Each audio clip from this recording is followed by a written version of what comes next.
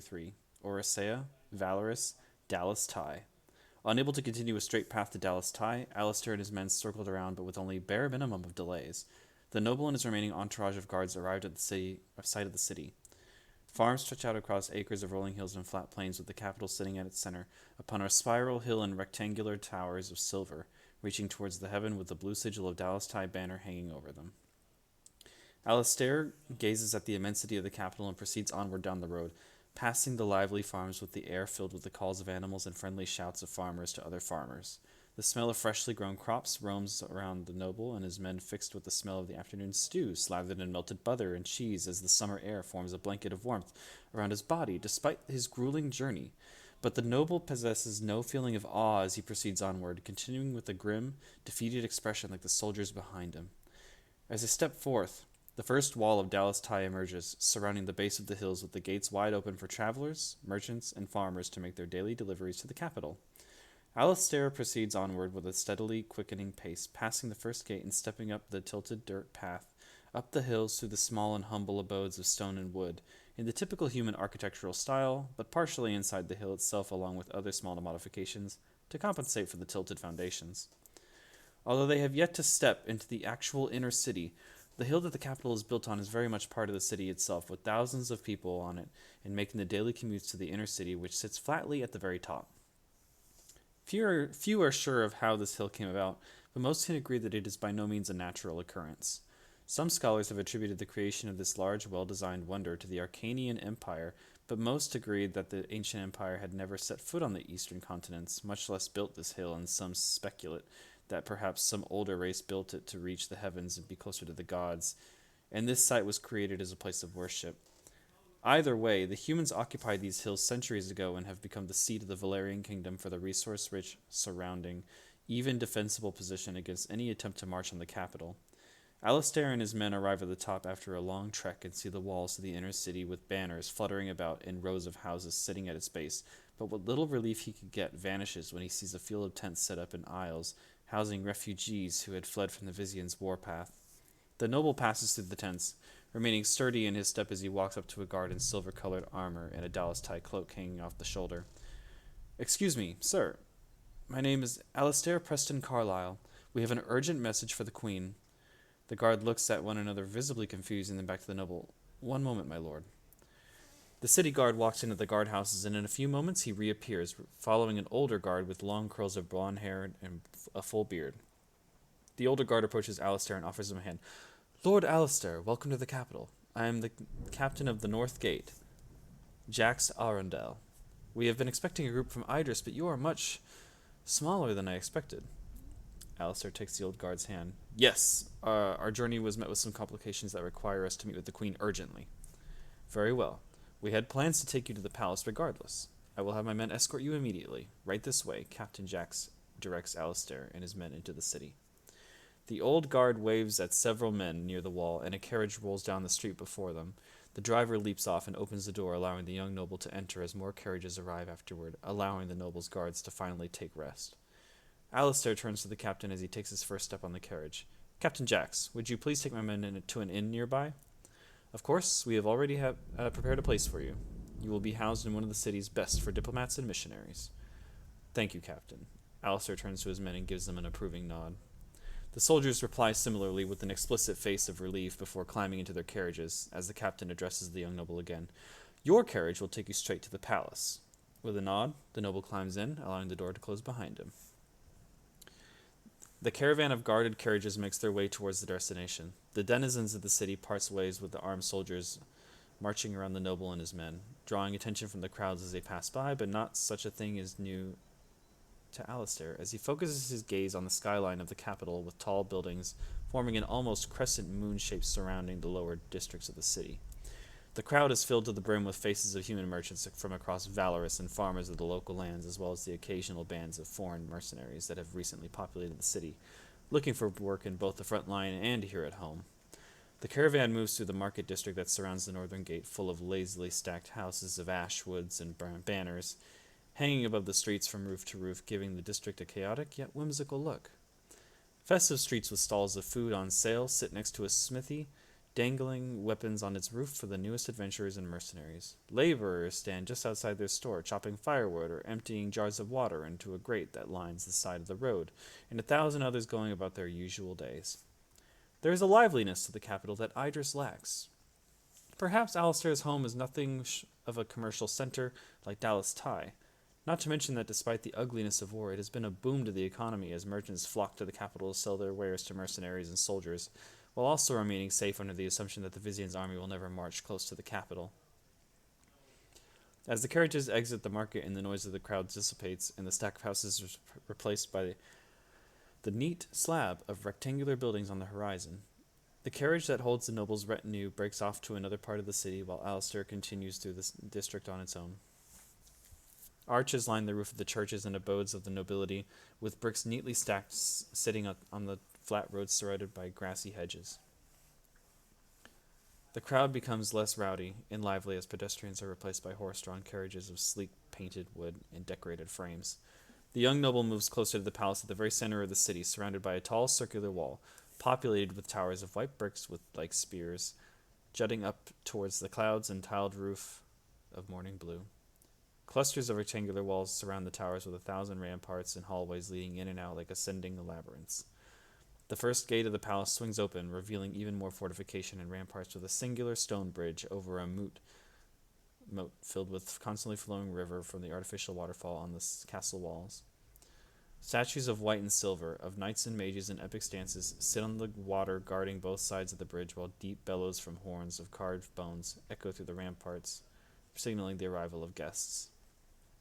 The carriage moves past the bridge into the second gate of the palace, leading into a courtyard of multicolored flowers. In the center of the stone-paved road is another statue of marble and silver.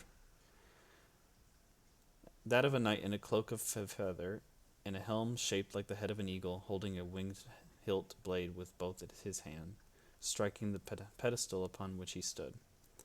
The statue of the warrior king, Dallas Thanes, who famously rode a griffin to battle and was the first to conquer most of the region, laying out the foundation that would become Valorous. The carriage stops before the statue, and the door opens, directing Alistair toward the entrance of the palace with a pair of wooden arched doors, opened wide with diplomats and nobles freely making their way in and out of the immense building. The young noble gazes at the high towers of the palace, where the roof eclipses part of the sun from where he stands, and the light bounces from one window to another, encasing the courtyard in diamonds of refracted sunlight. He looks at the palace through its great door and takes a long inhale, calming his nerves and steadying his limbs. The guards escorting the carriages approach him and direct him to the door as he takes his first step and then his second. Before he fully enters the palace, however, the guards stop him and open his hand. "My lord, your weapon." "Oh, pardon me." Alistair unstraps the sword from his belt, stares at it with reminiscence before handing it over. "Please, keep it safe." "Of course, my lord." The palace lobby possesses neither a candle nor a chandelier, and like the courtyard, relies on a multitude of thin glass windows that look almost like crystal as it splits the light, shining them into every corner of the room. Before Alistair is in an indoor fountain in front of a wall of marble carved by hand, showing the history of the city, and besides them is a pair of stairs leading behind the wall and up the higher floors of the palace.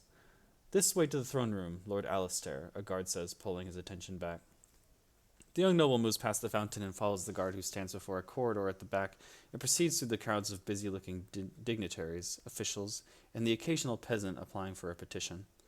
As Alistair passes the corridor, he gazes out the windows, looking at the various and mile-long ramparts that surround the palace, but the trembling of his body, rather than ceasing, grows even more obvious as he stops before a great metal door guarded by 2 golden-armored knights. The knights bar Alistair's path with their spears and glare at him through the visors of their helm. "Who steps before the sovereign of the Valerians?" "I am Lord Alistair Preston Carlyle, Lord of the Carlyle family. I came in Father Decorus's stead from Idris. We are here as part of the relief effort, but we have urgent news for the Queen." The guards look at one another and nod. They stomp their spears, and the thunderous boom echoes through the corridor with the sound pulsating through Alistair's body as the metal door creaks open, revealing a long hall surrounded by balconies and thick columns. Banners of blue and gold hang on the wall, with a great window filling the far side of the room. The sun shines through, forming a shadow around the throne, stretching around the velvet blue carpet and stopping just before Alistair's feet. Men of nobility and peasants alike stand with their peers inside the shadow cast by the tall, golden throne, and men in matching arms and armors surrounding the room. The loud creaking of the door is overshadowed by the chaotic shouts that fill the air as the men on each side, the peasants on the right and the nobilities to the left, scream incoherently at one another. None seem to notice Alistair, who enters with the royal guard, all except the queen, who sits comfortably on her throne with legs crossed, left hand caressing the armrest of her throne, and her head leaning casually against her right arm. She shows not a hint of reaction except for the subtle shift of her eyes from the men before her to the young noble. Much of her feature is enveloped in the darkness cast by the throne, but her eyes of aquamarine pierce the darkness as it gazes at Alistair.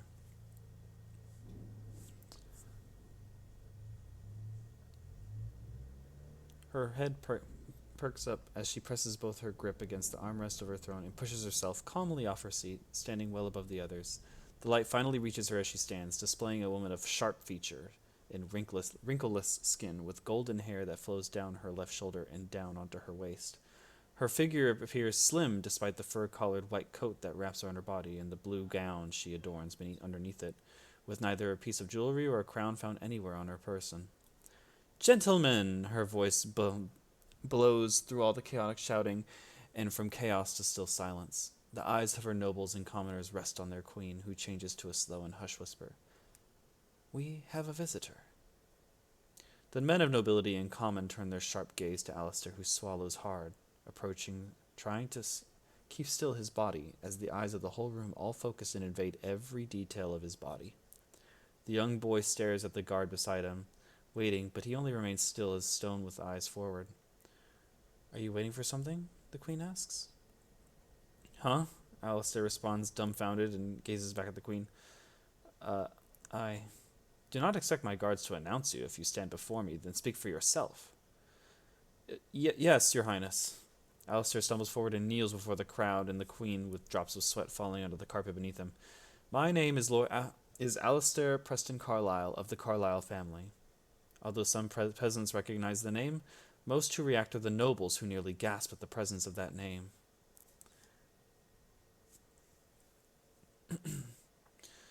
Alistair continues, "I have journeyed here from Idris in Father Decris' stead. We were meant to come and deliver supplies and assist in the relief effort, but we were attacked by the Vizian forces at the border between Idris and Dallas Tai. The entire throne room snaps into chaotic screams and shouts again, ranging from sudden panic to cynical disbelief, but the noise is again silenced by the thunderous shout from the queen. Alistair looks up at the woman before the throne, and she remains still with her eyes focused on him, possessing neither a shred of emotion nor any slight shift of her pose. "Gentlemen, let our guests speak." The young Carlyle lowers his head. "Thank you, your highness. As I was saying, we were attacked at a town by the border. They butchered everyone. He grits his teeth, suppressing the sorrow inside of him. They even killed Father Decris, who was supposed to lead us here. I had asked one of my men to return to Idris with the body and the other priests so that they can warn Idris as well." The audience looks amongst one another, many laced with fear and distortion with confusion. Alistair pauses, feeling like another word from him could tip the whole throne room into pure chaos, but after receiving a subtle nod from the queen, he continues. "And they also have a new weapon, my queen. A deadly weapon that a mere armor or steel cannot defend against. A blade of magic, of mana, I believe."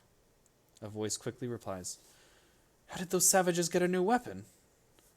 Another voice shouts out in response, "A new weapon could explain how they claim so many victories on the fields. Impossible. The Vizian regime has no resources to construct any new weapon, much less a magic one."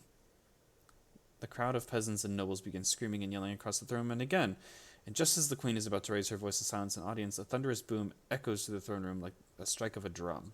The audience and the queen turn their gaze to one balcony above from the darkness. A figure emerges.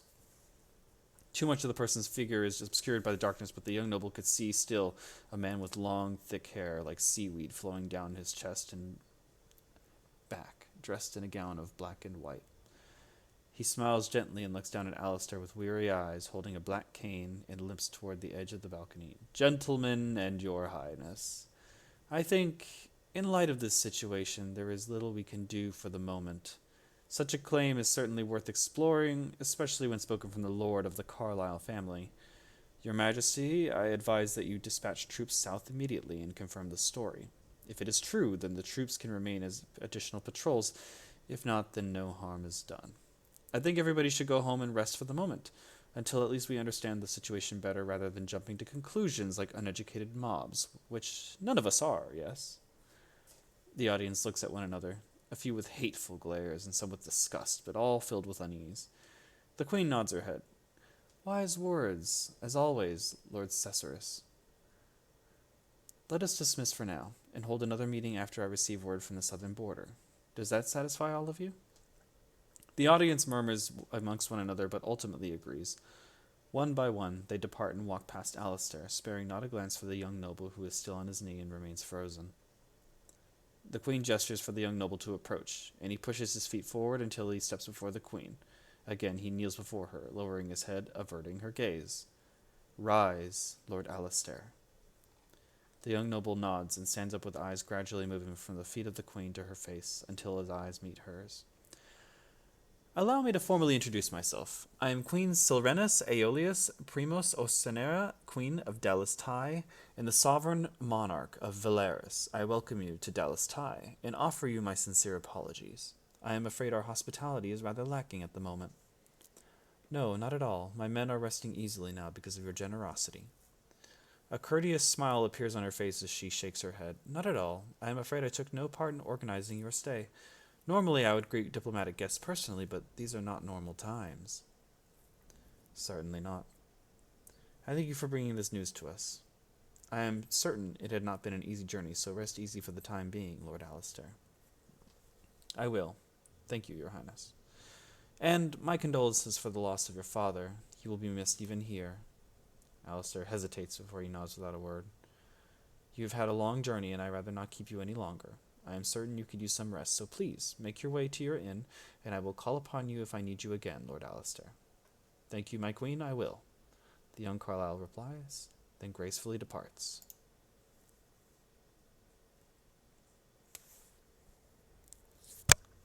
The young noble steps out of the throne room into the lobby again where the fountain lies and proceeds to the main entrance until a call to his name is heard.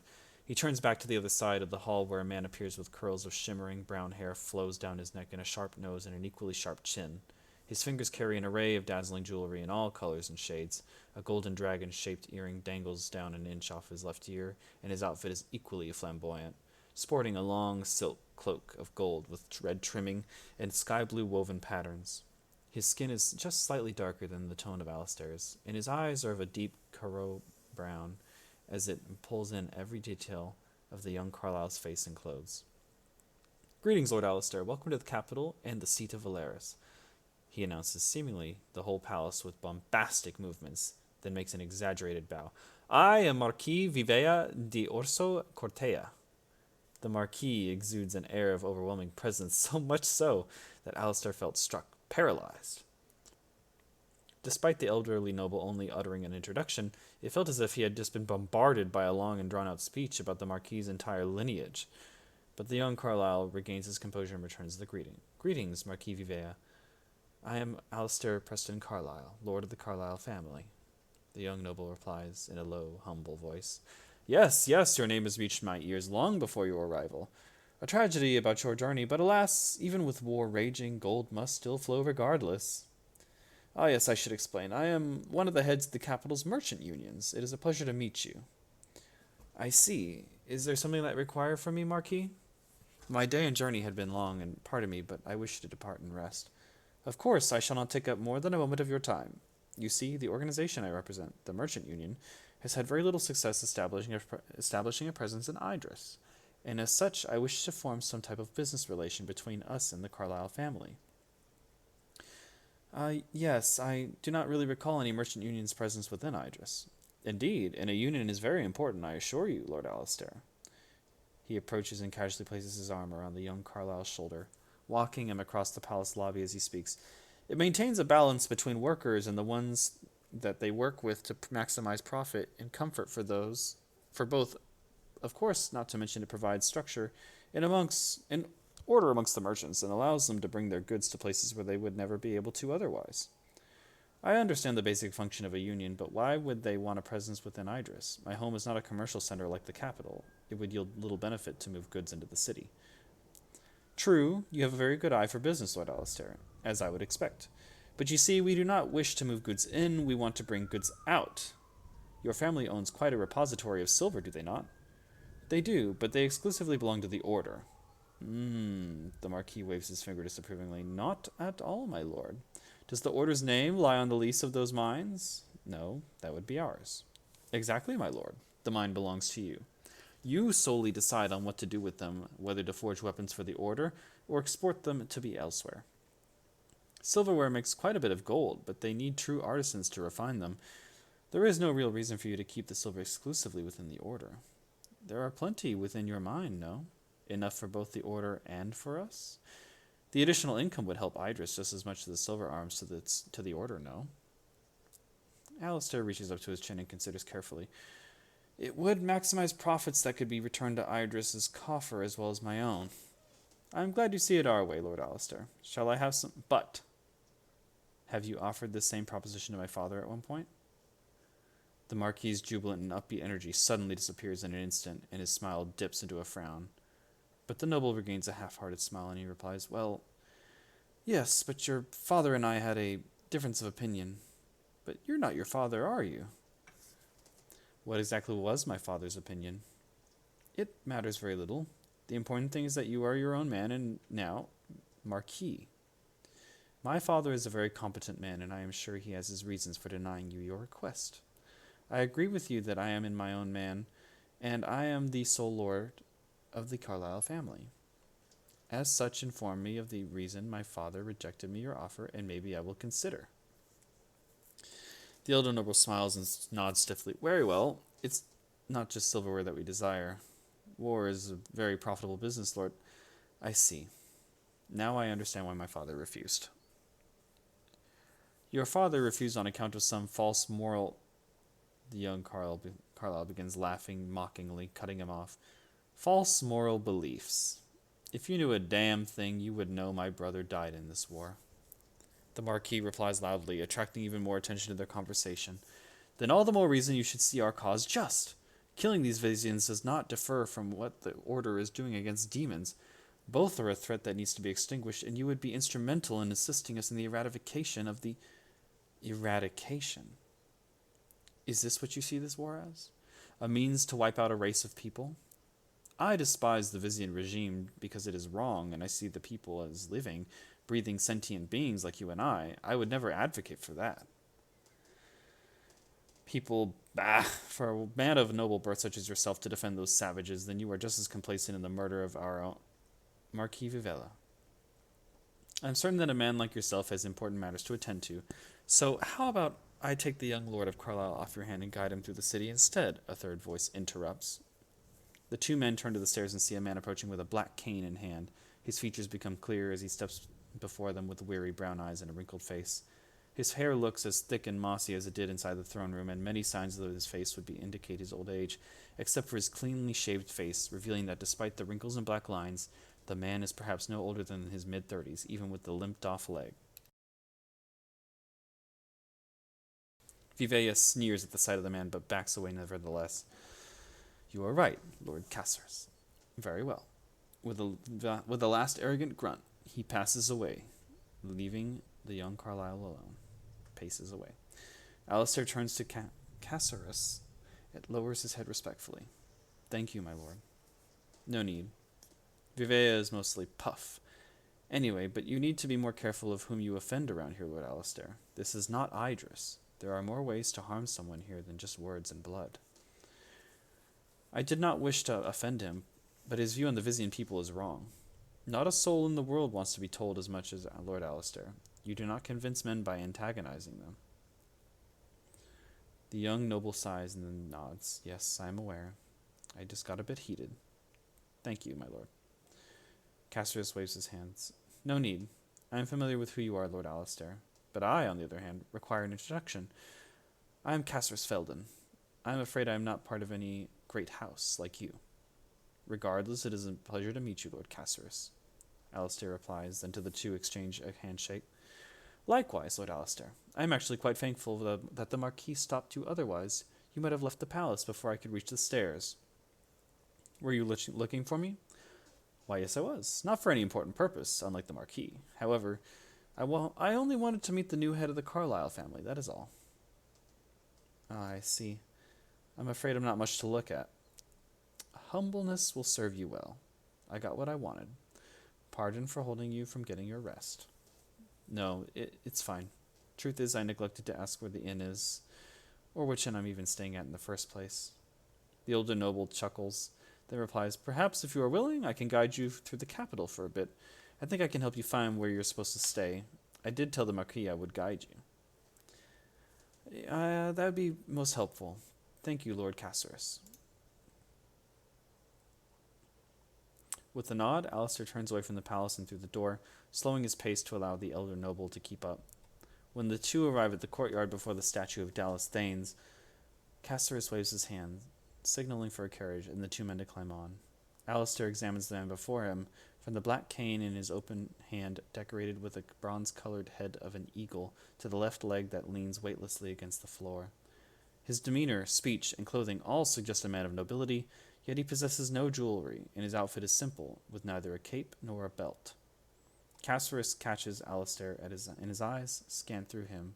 The young noble attempts to immediately avert his gaze, but as the carriage leaves the palace grounds, his intrigue finally forms words in his mouth, and he asks, Lord Caceres, if I may, you seem to be a man of nobility, and yet you claim to be no part of any great house, and the Queen seems to heed your advice as well. So what is your position? Position? You have mistaken me, Lord Alistair. I carry no position of any sort. No? Then why were you at the court of the Queen? Perhaps it is different elsewhere, but the monarch of Dalastaya has always allowed guests to freely enter their discussions in matters of law in the kingdom, regardless of their social status. Of course, one needs to have something to say to stand before the Queen, otherwise the rest watches the process in the balconies like myself. And yet you speak with power in the court? Not at all. I only calmed the rabble, so I may give some honest advice, and the Queen heeded them in response. Alistair stares at his companion with a thoughtful look.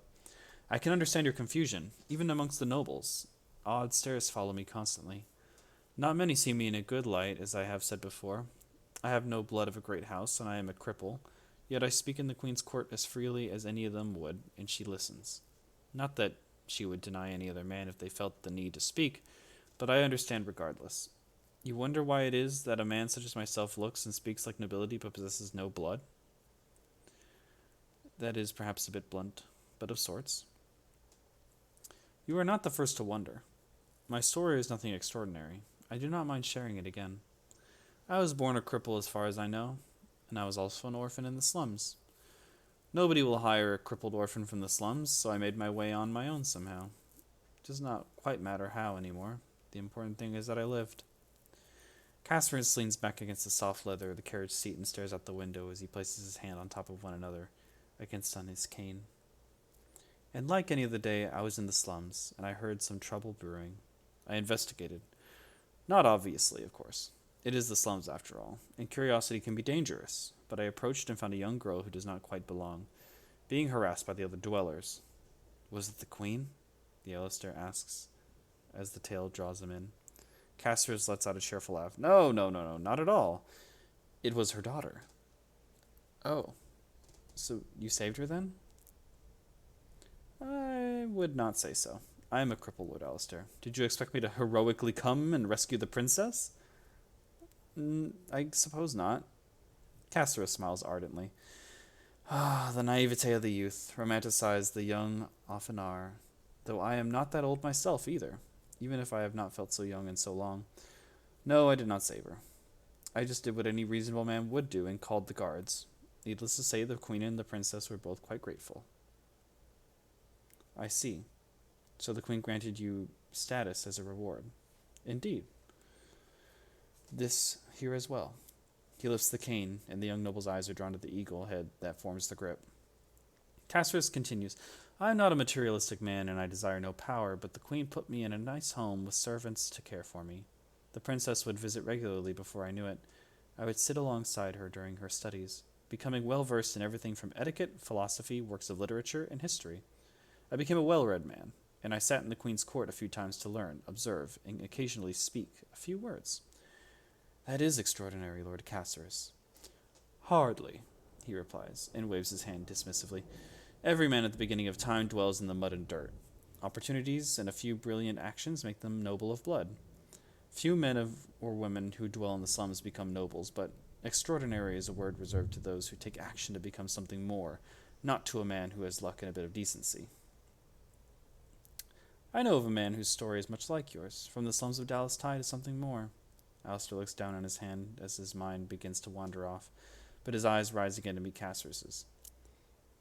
But you took the action to help the princess when you could have walked away. Is that not extraordinary, even by your definition? Not at all. Like I said, just plain decency, Lord Alistair. If it was not the princess I had helped, I would still dwell the slums. Now, would that still be extraordinary? Well, What you refer to as extraordinary is my rise from a slum dweller to a man of nobility. In other words, it is only my fortune that is extraordinary, not my character. Perhaps the gods find my character extraordinary, so they would bless me with such a fortune, but I would not know the will of the gods, neither do I find myself very special. I think those you helped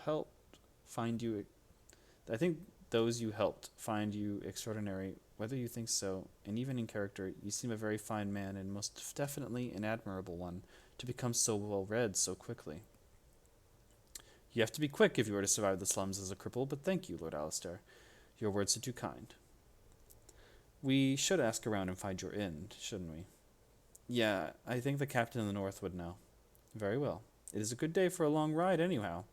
Let us get to know one another a bit better as we make our way, Lord Alistair.